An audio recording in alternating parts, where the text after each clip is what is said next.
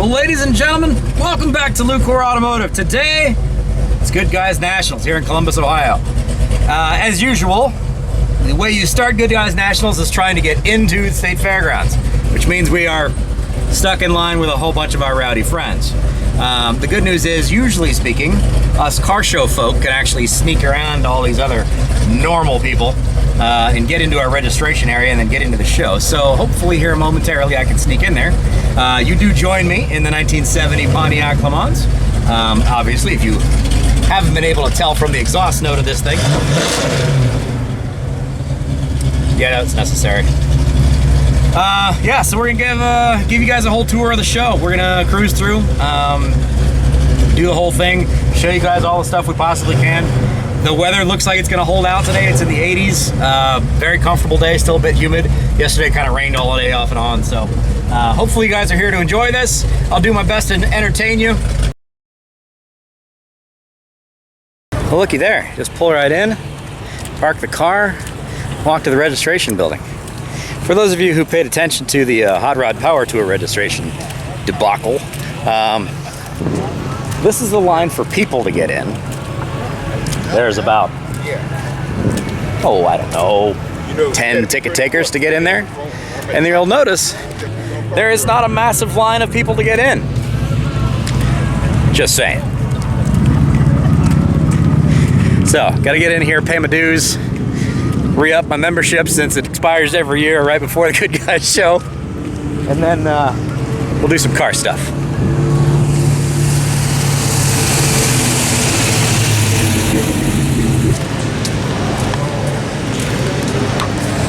Not to harp on it, but this is the way it's supposed to go. Get 5,000 people into this show. No problems. All right, we are through registration. Got my Good Guys sticker on the windshield. Let's roll on in here. Now, I am gonna do something that's not exactly kosher, but I'm gonna cruise through the show because it's gonna give you guys a much more efficient way of being able to see the whole process instead of me just thumbing around with my sandals on doing half a mile an hour. So I'm gonna rumble through the show, give you guys the whole thing, and then we'll find a place to park and then I'll do some walking. So this next part you're gonna see is getting in the show, cruising through it. Don't do this. It's frowned upon, not kosher, not kosher. But I'm gonna do it anyway. Just for you guys, I'm gonna do it. All right.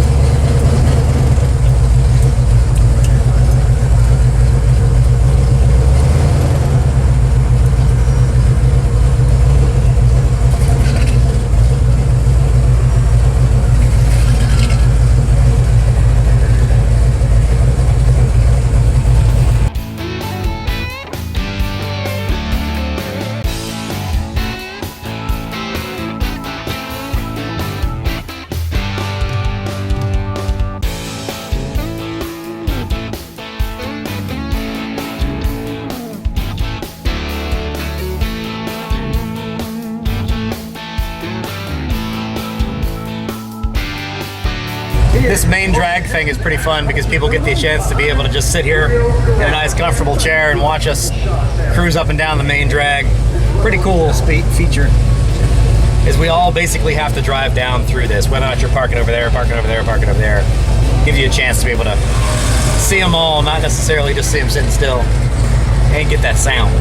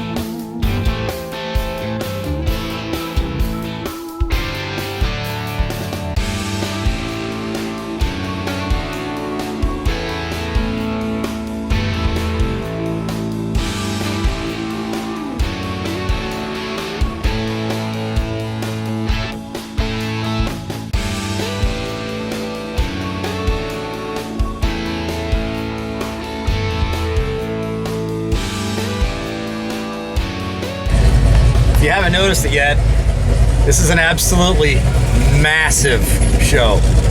I'm registration 4309. Typically speaking of every year, you're gonna have somewhere between 3,500 and 5,500 cars here every year. So there's only so much that I can kind of cruise through like this. There's a whole lot to see, and you'll really never see the whole show because everybody brings all their toys out. The stuff that sits in the garage, sits in the barn all year long. This is the event it comes out for.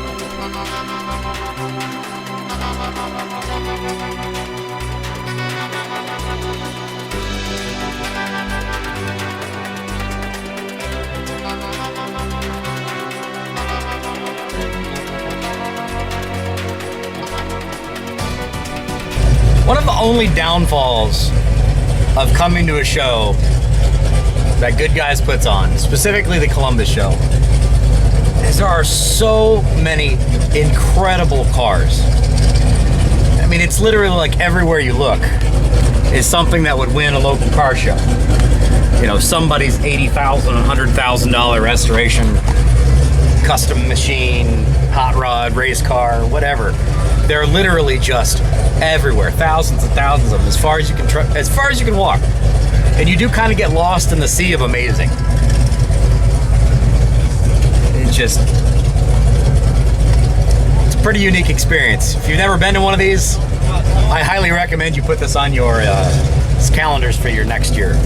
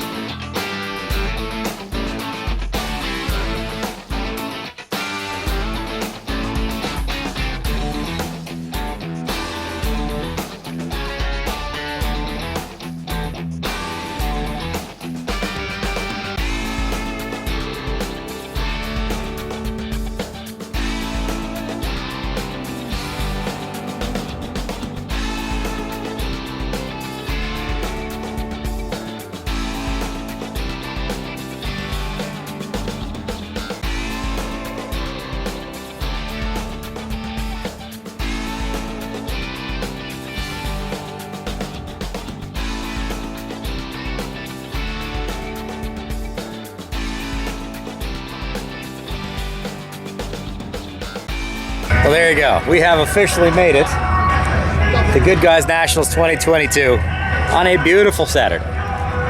Said the national anthem, a bunch of American cars everywhere, listening to Born in the USA. Probably can't post this because it's going to be copyrighted music, but hey, I'm going to try.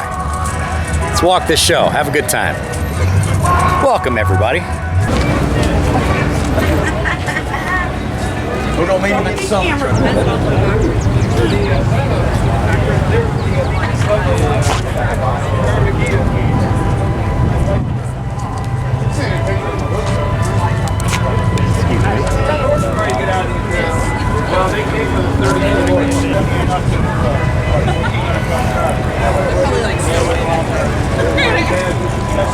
This show is nuts. Absolutely nuts. It is good to have the good guys back in town again.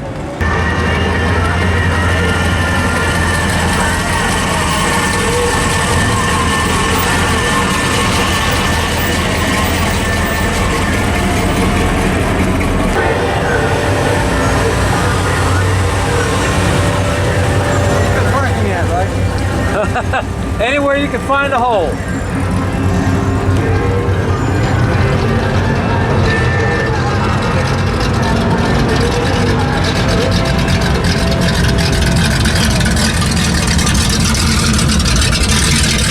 Well, hey, Gary. Hey, Austin. Fancy meeting you here. Yeah, right. I'll hop in. It's good to have friends that can drive your toys for you. Ain't that the truth? Thanks, Gary. Remember, good friends will work on your hot rods. Great friends will lend you a hot rod when you need it. There you go. She made it to the show as well. Ain't she pretty? Still seems to be battling a little bit of a heating issue, so we'll have to take a look at it once it's cooled down. See if we've got a low coolant issue or who knows what. I tell you, old cars, man. Old cars. She does look good, though. Oh, she looks great. Lots of thumbs up on the highway, too. Yeah. It gets a lot of attention. Oh, yeah. And we got ourselves all kinds of Pontiacs around here. Dude, some Dominic Toretto wannabe, a Charger, tried to race me on the way here. He's in the left lane, I'm in the middle lane, and he's like doing the whoom, whoom, whoom. And I'm like, are you kidding me? Some Dominic Toretto one. Literally, the shaved head and everything. But 10 pounds overweight. Oh, yeah, I get you. Not that I could talk. So. Right. What time is this over today? 5. LS. Yeah. I know. Is it an LS? Yeah. Performance? Yeah.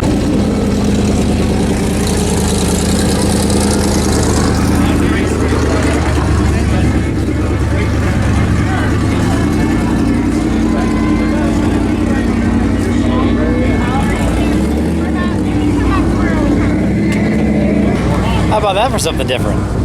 Model A with a 389 tri-power Pontiac in it. These guys always do some interesting stuff.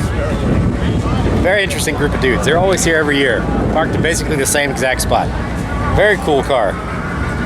Definitely did not expect to see a 389 tri-power Pontiac in it. Of all the things you would put in a Model A. Cool.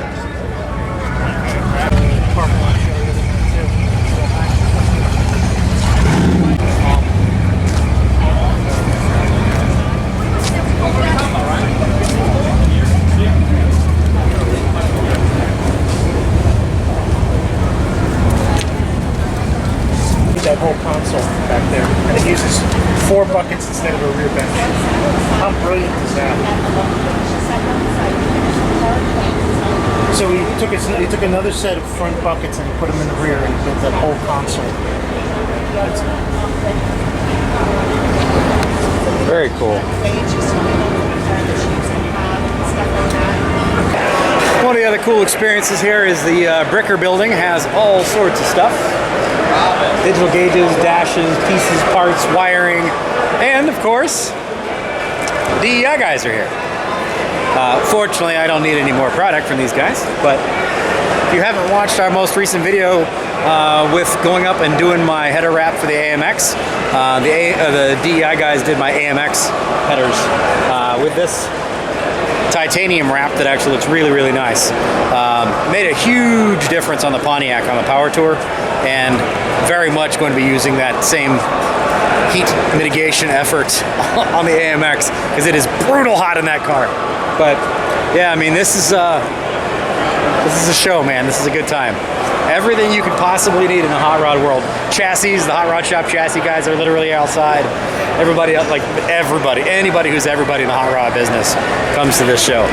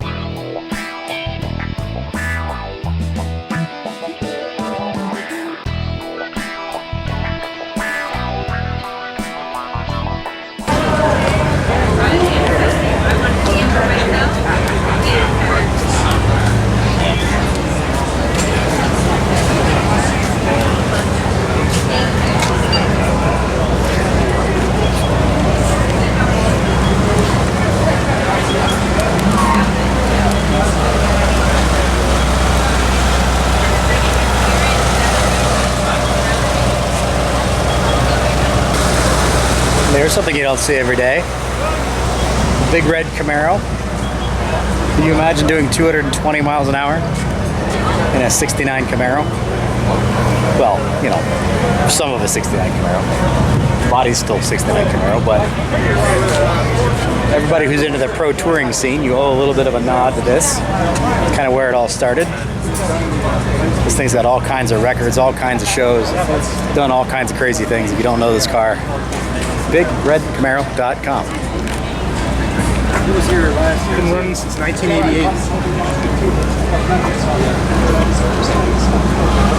258 at Bonneville. Holy cow. Anybody got sensitive ears, you want to cover them up, all right? Bring it. All right?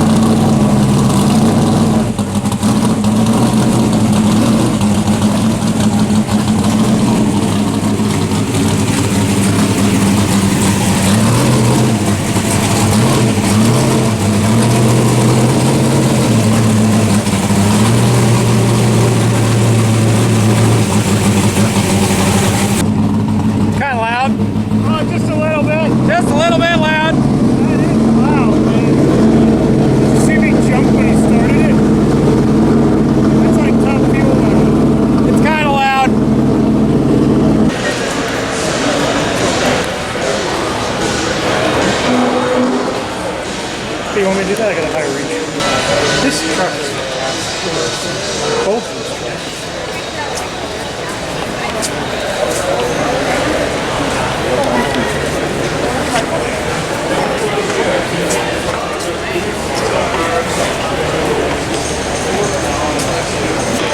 One of the cool parts about our hobby these days is you have a Corvette, like so, which is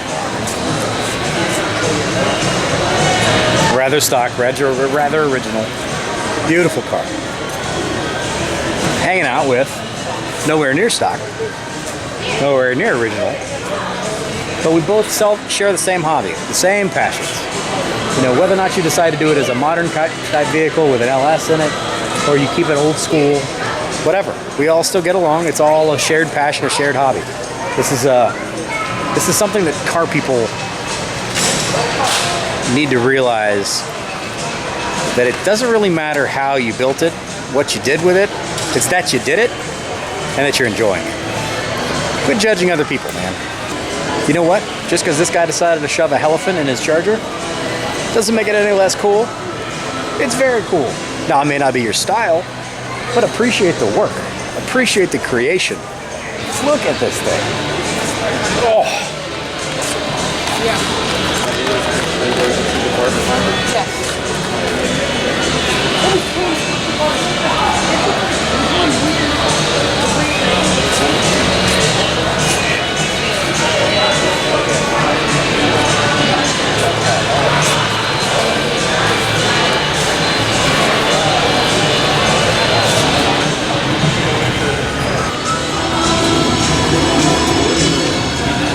Sir, your center caps.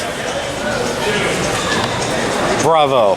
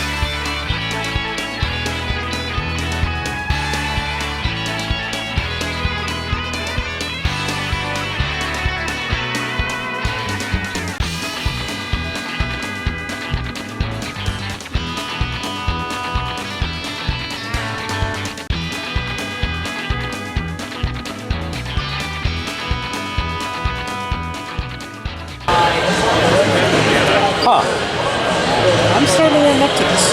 This is really cool. Carbon fiber, rebody. That's a lot of work. It is a ton of work. That is a lot of work. Wait, and they did it to a red eye too. Yes. Which is not You start very with a many. Hellcat Red Eye, Right. and you end up with rebody this. it with the 68 Charger in carbon fiber. So, huh. ExoMod is the name of the company. Apparently they're doing a very limited run of these things. And then they're also going to be doing... So you provide the Challenger, and they turn it into a classic Charger for you. Interesting. So for anybody who's been paying attention to the channel, you know the 1979 AMC AMX that I drive. This is why it didn't do well. This is a 1979 Ford Mustang, the beginning of the Fox body. Yeah? So they sold like 250,000 of these. AMC sold like 4,000 of the AMXs. You can see why. As Carrie and I were discussing just a moment ago off camera, that is 1978 Mustang. Very 70s. Modified. Yes. But that's very, very 70s. Like, that's 70s. This is not. That's disco pants and haircuts, and this is the space shuttle. Yeah. That's literally what it feels like. Yeah. It feels like, even now, this car still feels like the future. It looks fantastic. Not saying my 79 AMX doesn't look fantastic, because it does. But you can understand why people sold a lot more of these than you did on the Mustangs. Very cool car, sir. I think I saw this last year outside. No, the guy here with a Coyote one too, but he's always like. But this one's crazy too. 363. Very cool car. Here you go. How would you like, instead of the V8 version, the 2.3 turbo version? How about that? Very cool cars. Big fan. Actually have a turbo 2.3 Mustang. I don't know that you guys have really ever seen it. It's at the shop, hiding in the backyard of Forgotten Dreams. But yeah, this came out against the 79 AMX. Cool cars though. Man, these things could scream.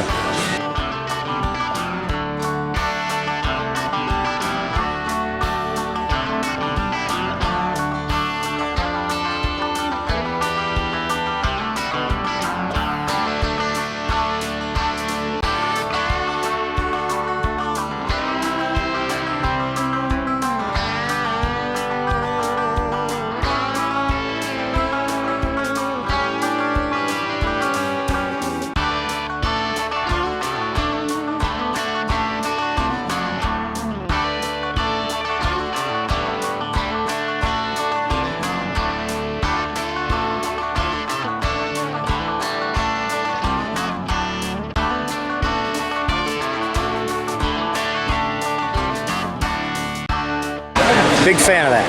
1969 Mustang. Has a Roush NASCAR motor in it. Got a couple of classic touches. Cool upgrades here and there. That is a very, very nice car. And it's a green color. I don't know if that's really coming out well on the camera, but that is a stunning looking green. This is a very tastefully done car, so I really like this. The Green Steed. All right, Pontiac guys, here's something you've never seen before. How about this? The Pontiac Sioux, based on the S10 chassis. It's got a small block Chevy in it because everything in this era had a small block Chevy in it. Look at that. Pretty unique, huh? Never seen one of those. Look at that. Yeah, well, the reason you've never seen one is because it's not real. It's not really a thing that GM did, but it should have been. Well, before you had Twitter and the internet, you could just troll people with words.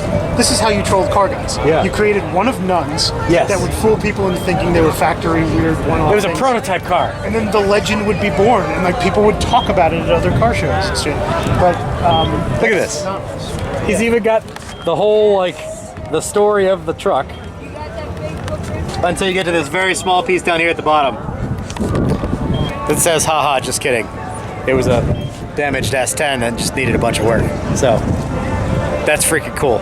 Well done, sir. Points for you. Points for you. That's cool.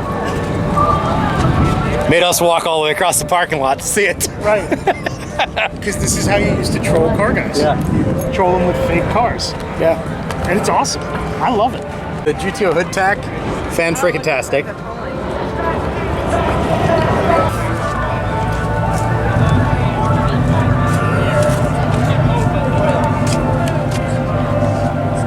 Oh, running Edelbrock Profilo. Nice. Tremec 5-speed. This will be fun. Pushing 600 to the wheel.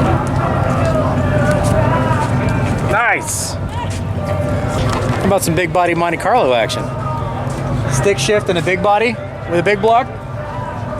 Fuel injected, that's not bad at all. It was originally a 3-speed automatic, and switched to a 5-speed manual. Good change. Yep. Very cool. Thank you. Does he have some Instagram-ish? What? Does he have Instagram? I'm not sure.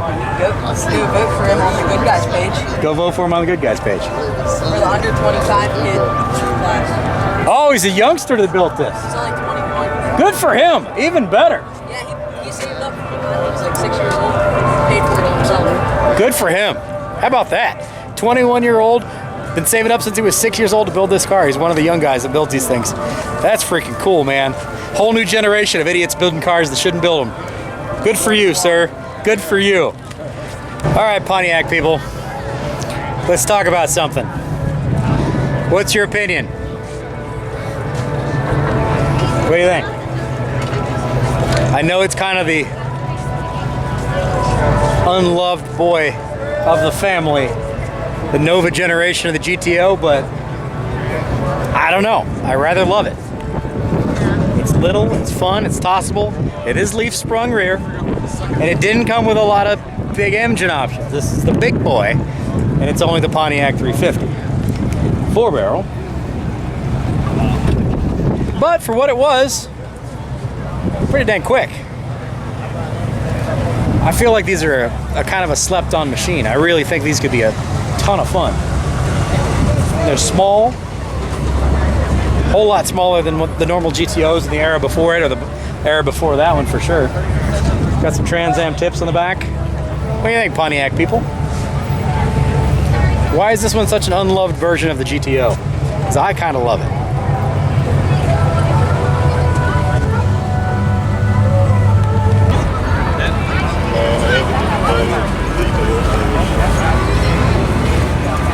Does it got a top on it too? Yes, it does, don't it? Yeah, back over. Yeah. Look at the seats. Ready, play. What?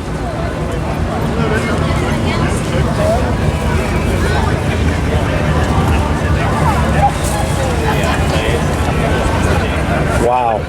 Right. Like, holy cow.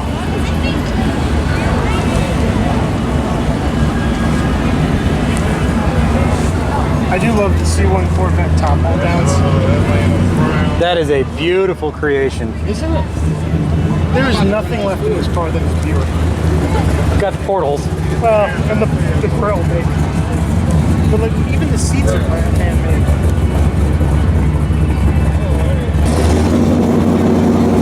You get desensitized to awesome at a show like this. So many of these cars would win trophies wherever they go. But when they're surrounded by the rest of the best, you get a little desensitized to it. It's just chilling, hanging out here on the corner. I love this show. There is more handmade woodworking in this car than there is in my house.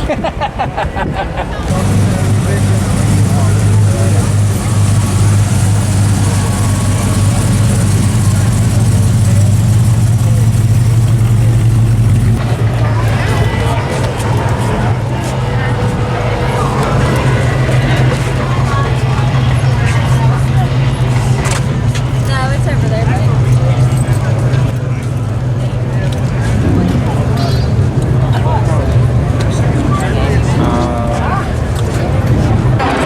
Well, that'll do it from Good Guys National here at the Ohio State Fairgrounds. Pretty good way to spend a day. Excellent way to spend a day. Yeah. Thanks for helping out. Appreciate you driving the My pleasure. green one. Oh, I'm going to say no to driving your hot rods. I can't So- drive my own. This is a tiny, tiny, tiny taste of what it is to be at the Good Guys Nationals. I could make this a 10-hour video, honestly. Most people spend 2 or 3 days walking around this show to be able to see stuff. And then you still don't get to see everything. So hopefully you guys have enjoyed this. I'm running out of battery power, and I have some ridiculous looking vehicle coming at me. Just a second. You have to get one.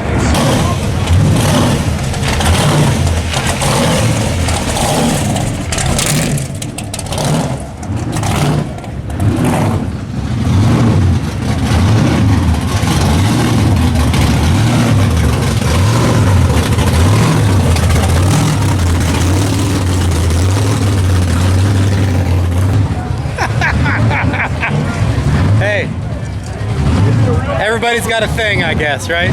Anyway, thanks for being here. Hopefully you guys have enjoyed this little tiny bit of coverage of the Good Guys Nationals here at Columbus. Like and subscribe. Yeah, like, comment, subscribe, all that Ring the kind of fun bell. stuff. Click on the notification bell. I never remember to say that. Whatever. Thanks for being here. We're going to go get ourselves some Redneck Sundays and enjoy the rest of the day. Take care. Bye-bye.